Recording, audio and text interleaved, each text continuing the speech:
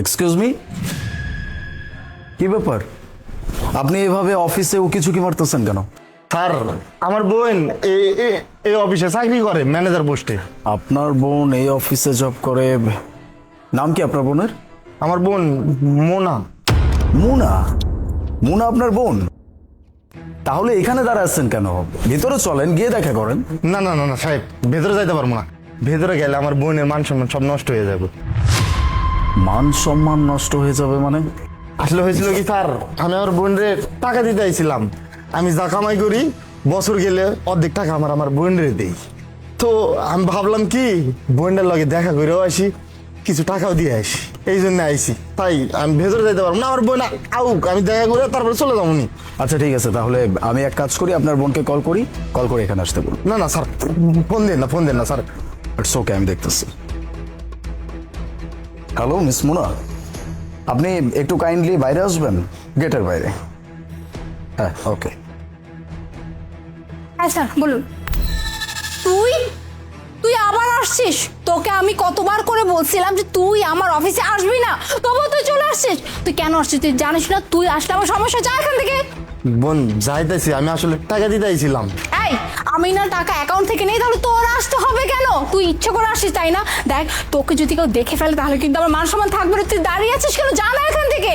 বোন আমি ব্যাংকে গিয়েছিলাম, ব্যাংকের কি জানি ওই যে কয় সার্ভার ডাউন না কি জানি, এই জন্য আমি টাকাটা দিতে পারি না। এই জন্য আমি নিজে আইছি টাকাটা দেওয়ানোর লেগা। আর তোর সাথেও তো আমার অনেক প্রায় 2 বছর ধরে দেখা নাই, ভাবলাম যে টাকাটা দিয়ে আসি, তোর সাথে দেখা হয়ে যাব। দরকার পড়লে আমি তোর বাসায় গিয়ে টাকা নিয়ে নেবো, তবুও তুই এখান থেকে এখন চলে যা। কেউ যদি দেখে ফেলে যে আমার ভাই এরকম একটা ক্যাব গাইয়ে, তাহলে কি ভাববে জানিস? হ্যাঁ, আমার মান সম্মান শেষ হয়ে যাবে পুরা। আচ্ছা ঠিক আছে। দাঁড়ান, কি ব্যাপার মুনা, আপনি ওনার সাথে এমন আচরণ করতেছেন কেন? স্যার, আপনি নিজেই দেখতে পাচ্ছেন ওর অবস্থা কি। কি সব ড্রেস পরেছে, লুঙ্গি, ছেঁড়া শার্ট, এরকম একটা গাইয়ে খ্যাত। আমার ভাই এইটা যদি এই সোসাইটির মানুষ, অফিসের মানুষ জানে, তাহলে আমার কি অবস্থা হবে, যে আমার রেপুটেশন কোথায় গিয়ে নামবে। ওকে আমি বারবার করে বলছি তুই এখানে আসবি না, তুই শহরের কালচার সম্পর্কে জানিস না, এখানকার সাথে তোর যায় না, তবুও বুঝলো ও ইচ্ছা করে এখানে আসে যাতে করে মানুষ নষ্ট করতে পারে। আচ্ছা, আপনারা ফ্যামিলি মেম্বার কতজন? স্যার, আমাদের ফ্যামিলিতে আমি আর ও ছাড়া কেউ নেই, মানে আমরা 2 ভাই বোনই। আপনি আর আপনার ভাই? এক্স্যাক্টলি, এটাই আন্দাজ করতেছিলাম। আমাকে একটা কথা বলবেন, এই যে আপনার ভাই যদি আপনার পাশে না দাঁড়াইতো, তাহলে আজকে আপনার অবস্থা কোন জায়গায় থাকতো? আপনি এত বড় একটা অফিসে জব করতে পারতেন। আপনি যে আপনার মান সম্মান নিয়ে কথা বলতেছেন, সেই মান সম্মান আপনার কখনো ক্রিয়েট হইতো? আমি যতটুকু আন্দাজ করতে পারতেছি, আজকে আপনার এই অবস্থানে আসার পেছনে যদি কারো হাত থাকে, তাহলে সেটা আপনার ভাইয়ের। আপনার ভাই আমাকে একটু আগেও কি বলছে জানেন? উনি এখানে আসছে শুধুমাত্র আপনার সাথে দেখা করার জন্য। টাকা দেওয়া তো শুধুমাত্র একটা ওসিলা। এই টাকা আজকে নয়তো কালকে অবশ্যই পাঠাইতে পারতো। এখানে আসার অন্যতম কারণ হচ্ছে আপনার সাথে তার দেখা করা। সে আমাকে এটাই বলতেছিল, অনেকদিন যাবত আপনাকে দেখে না, আপনাকে দেখার তার অনেক ইচ্ছা জাগছিল, এজন্য টাকাটাও দিতে আসছে, আপনার সাথে দেখাও করতে আসছে। আসলে ব্যাপারটা কোন জায়গায় জানেন? ওই যে বললেন না যে আপনারা ফ্যামিলি মেম্বার মাত্র 2 জন, আপনার বাবা মাকে আপনি পান নাই, এই জন্য বাবা মার কাছ থেকে যে কিছু নৈতিক শিক্ষা আমরা পেয়ে থাকি, সেটা আপনি পান নাই।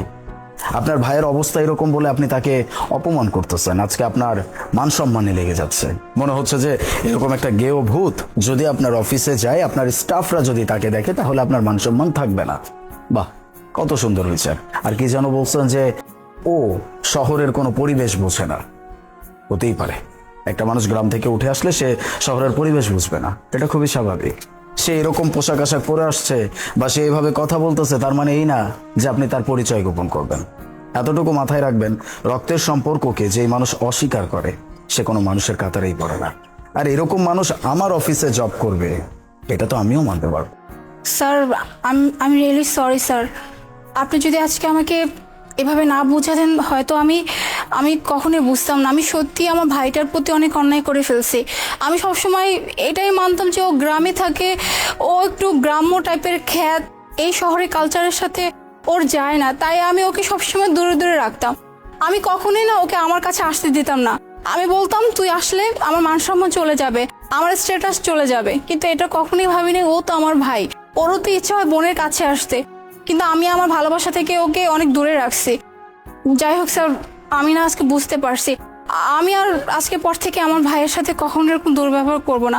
আর ভাই তুই আমাকে মাফ করে দিস, আমি তোর সাথে এ যাবৎকাল অনেক অন্যায় করছি, অনেক দুর্ব্যবহার করছি, কখনোই আমার কাছে তোকে আসতে দিন, এমনকি অনেকের কাছে পরিচয় পর্যন্ত দেই নাই যে তুই আমার ভাই। কিন্তু আজকের পর থেকে আমি এমনটা কখনো করব না, তুই আমাকে প্লিজ মাফ করে দিস। না না বোন, মাপ চাইতে হইব না। আমার অফিসে যদি আপনার জব করতেই হয় তাহলে আপনার জন্য, শুধুমাত্র আপনার জন্য একটা শর্ত আছে, আর সেটা হচ্ছে আপনি আপনার ভাইকে যদি মেনে না নেন তাহলে আমি আপনাকে আমার অফিসে রাখতে পারবো না।